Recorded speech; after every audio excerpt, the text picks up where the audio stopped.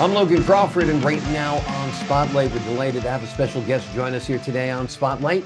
His name is Dr. Johnny M. Wilson Jr., and he is the pastor of the Granville Federated Church in Granville, Massachusetts, and he's the author of a powerful book. It is called Paradigm Shift, Building a Foundation of Church Leadership from Inside Out. In the book, he explores the transformative journey of developing internal leadership and reshaping traditional church governance, emphasizing the importance of self-belief and relationship building in achieving lasting change. We're delighted to have this very talented author join us here today on Spotlight. We thank our team at Atticus Publishing for helping us put him in the spotlight today. And we ask viewers like you to support writers like him by subscribing to our channel and by purchasing his powerful book. The links are below this interview. Doctor, great to see you here today on Spotlight. It's great to be here. It really is. We spoke a little bit before we started recording. You've had quite a journey personally. You've gone from the East Coast to the West Coast and back again, and worked for a number of churches and religious organizations along the way. This helped shape your view on churches, correct? And church Yeah. leadership? Yes, yes. And it Tell us helps a me little bit to, about your book. the book is not uh, totally religious. It is not totally historical or theological. It is an intercultural book that deals with the struggle of a pastor and small churches throughout the Northeast. Hmm. And using my life and the ethics and values of a lifestyle that I grew up of parents who were educators in the South, who struggled in the South. My father, who became educated, mother became educated in the 1950s and 40s. My dad went to Indiana University in the 1950s.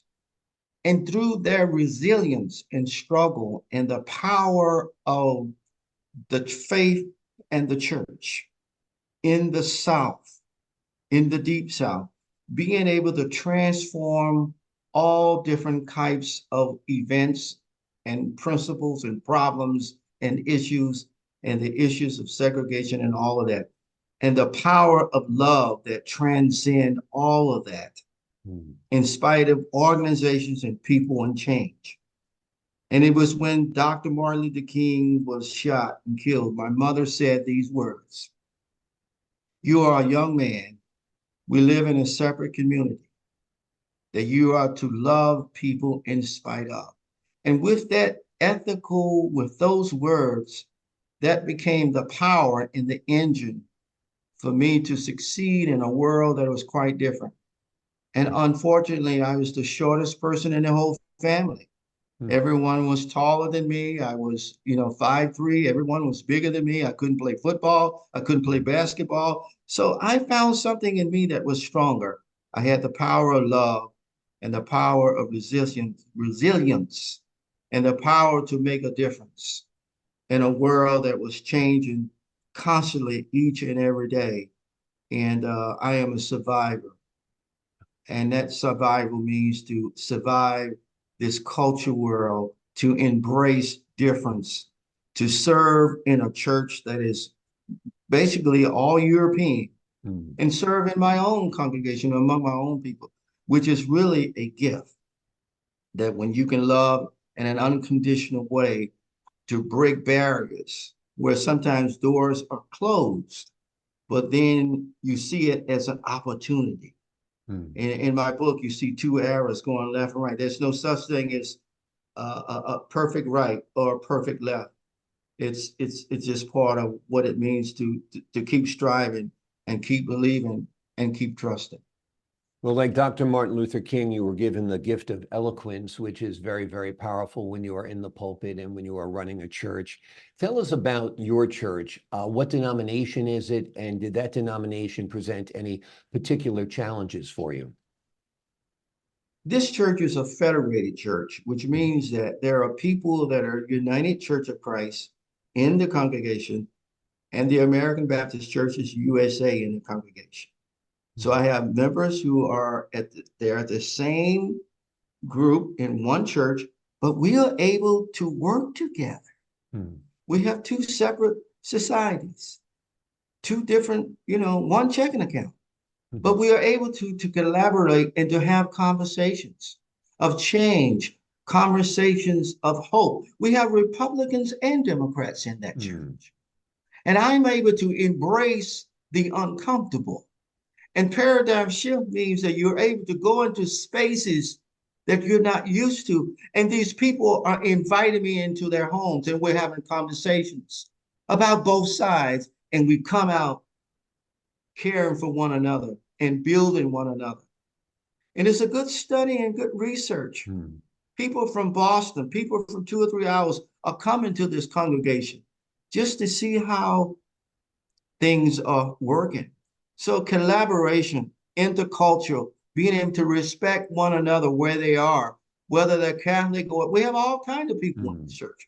But the power of making a difference and helping people to have the resilience, helping people to not to be afraid anymore, that we are the same.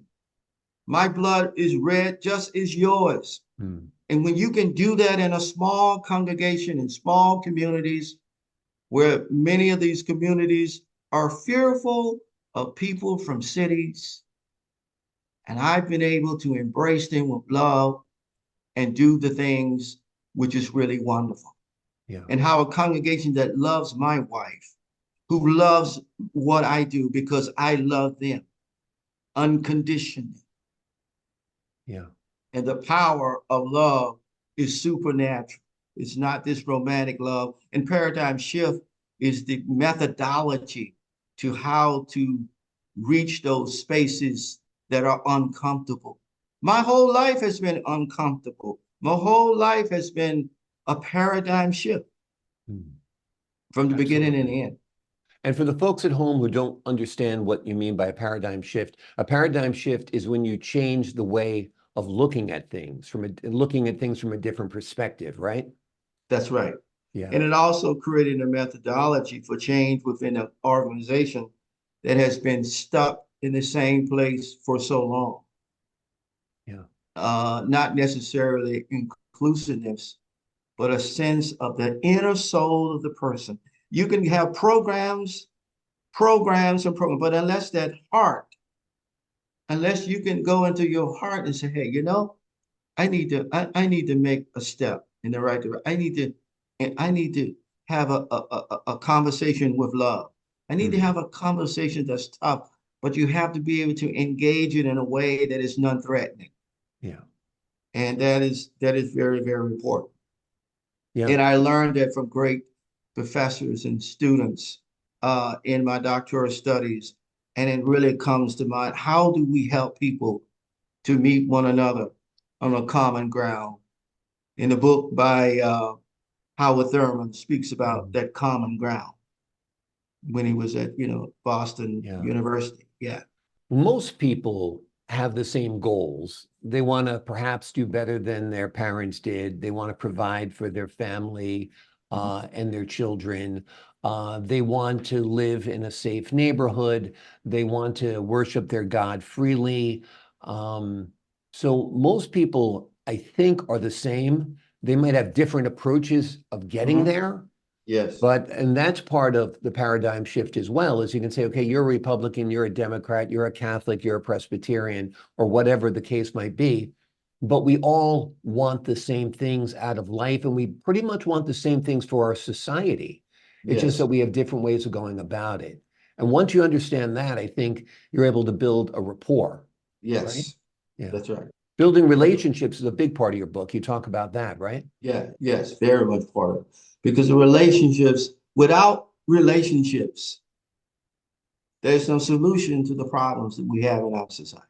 Whether it's church, whether it's working at the medical center or whatever, you have to have a sense of communication. You have to have a sense of understanding who you are. A threat analysis, a SWOT analysis is knowing your strengths and knowing your weaknesses. And when you work on your weaknesses, which I think is a problem in our society, we're not good in human affairs. We're good at everything else, finance, economics, politics, but when we deal with one another, How do we cross the barrier to that and have that conversation? Yeah. It seems like your book, Paradigm Shift, influences not only the broader landscape of church leadership and That's right. governance, but it also has impact on other areas of governance and leadership as well. Yes. Yes. Tell us who you think would benefit from reading your book. The people that would benefit from this book is the people that are so narrow-minded in terms of, quote, religious. It is not so much that we're so concerned just with the religious, but there are broken families that need hope. Their leaders need to come off of their high horse of religiosity and begin to say, okay, what must I do to bridge the gap between one community of one church, or merging churches together, coming together, and ask the question, what must we do? How do we do that? How do we care unconditionally? It may not be love, whatever it takes. Mm. And churches need to have a better people leadership. Pastors must have a much stronger relationship with the community, with those others, the unchurched people that we claim that are not part of the church. Sometimes we create labels in the life of the church. Say, well, no, we don't deal with those people. They are not like us. No, it's much more bigger than that. Absolutely. Because if we all don't get it together, this is one nation, one country, one people.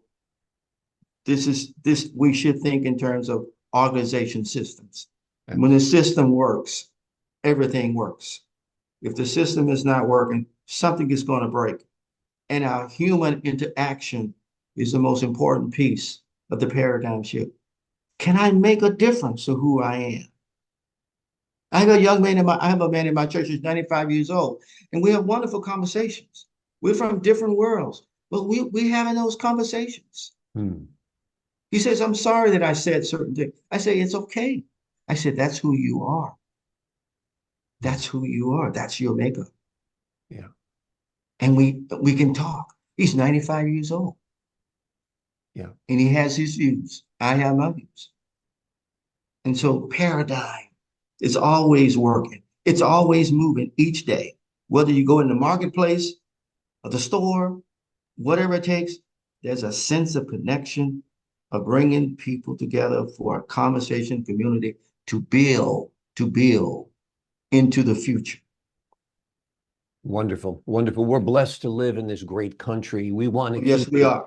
great. Yes. We want to keep it peaceful. We want to Yes. keep it civil. And certainly this book is a great blueprint for that as well. Dr. Johnny M. Wilson Jr. has written a powerful book. It is called Paradigm Shift, Building a Foundation of Church Leadership from the Inside Out. In the book, the doctor explores the transformative journey of developing internal leadership and reshaping traditional church governance, emphasizing the importance of self-belief and relationship building. The concept in this book, or the concepts in this book, can be used in any other leadership role as well. And it's an important book because it'll help you change your point of view. It'll help you shift your paradigm. Doctor, thank you so much for joining us here today on Spotlight. Thank you. Pleasure's all mine. And to the folks at home, I'm Logan Crawford, thanking you for your time this time. Until next time on Spotlight.